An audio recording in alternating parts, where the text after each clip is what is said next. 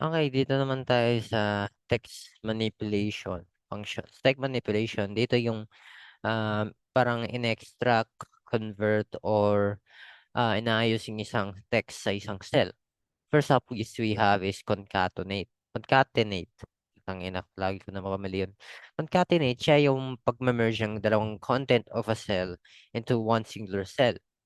Dito mapapansin nyo si Rovic Avila, pinagsama to with the use of this function. Paano natin magagawa yun? Try natin si Angel Moraga. Equals concatenate. Pipindot nyo yung first one, since syempre, first name, tapos comma, tapos lalagyan nyo ng ganito. Bakit lalagay ako ng quotation mark, space, quotation mark? Para magkaroon ng space ang first name and last name. Next naman is comma, yung ito, if hindi mo na makita, manually type mo na lang P8. So, P8. Tapos, close parenthesis, Angel Moraga. Tapos isa pang example is ang paglagay ng student ID in this form with the use of this information. Paano? Siyempre, lagay natin concatenate, tas quotation mark. If lalagay nyo kayo ng value na wala naman sa cells dito or hindi kayo sa select cells, palagi nyo tandaan na lalagay kayo ng quotation mark and yung gusto nyo dagdagan, MNHS, dash, quotation mark, comma, yung ating year, tas comma, quotation mark, dash, and dadagdagan natin ng dash between the year and number. Tas comma, number, since hindi ka na makita, i-manually ka na lang E3.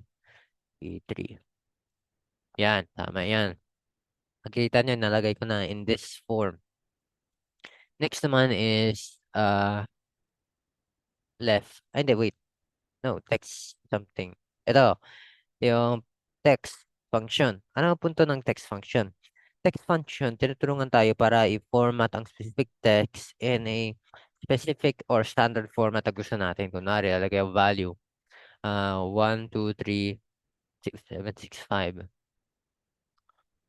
At parang ginanito ko. Wait lang.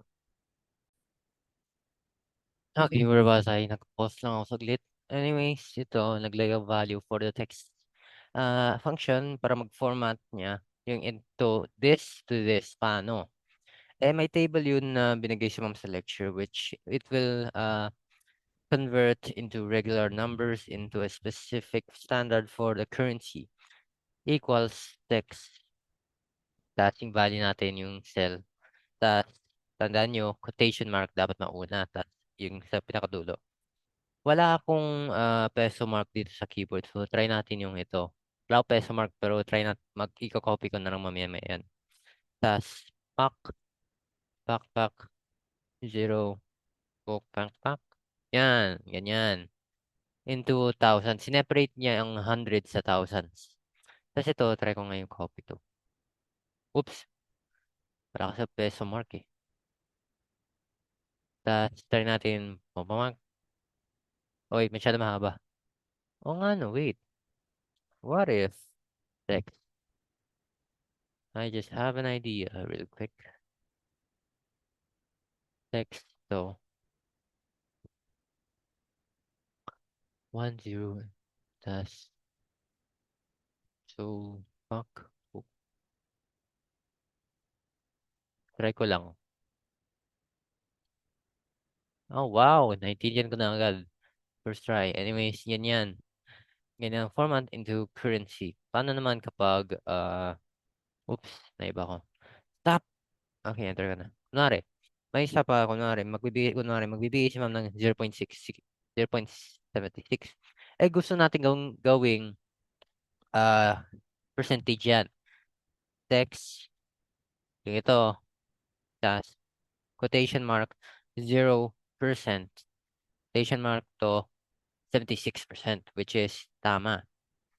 Next naman is yung, kunwari, may date, 09.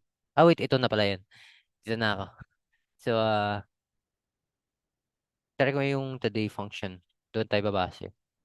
Yan, yung date ngayon. Tapos, gagawin natin is, text. Oops, nalagay ko ito. Text, ito, format. Gusto natin na yung date 07 ay maging full month. So, gagawin natin is MMMM, apat. Tapos yung ating date number is DD. Tapos yung year, apat na Y. Oops, quotation mark.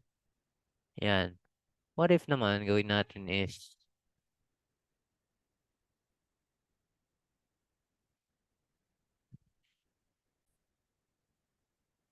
trial and error ako saglit. So, pag ginawa mong apat na M at apat na T, tapos apat na to, ito yung lalabas.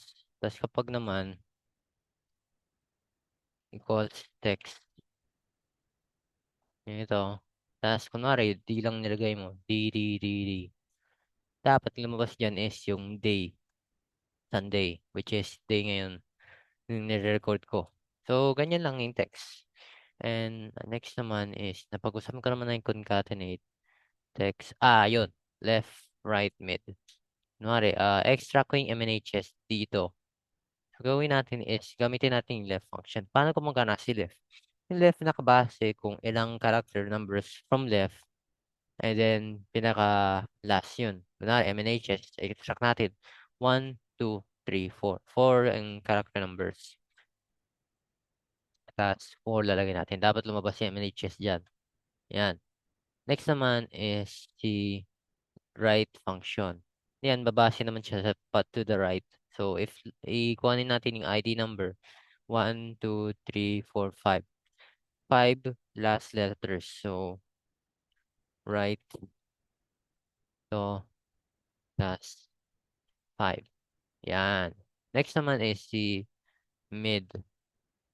Gawin mo dyan is, kunwari, i-extract mo tong 2026. Dapat ilang characters para ma-start si 2.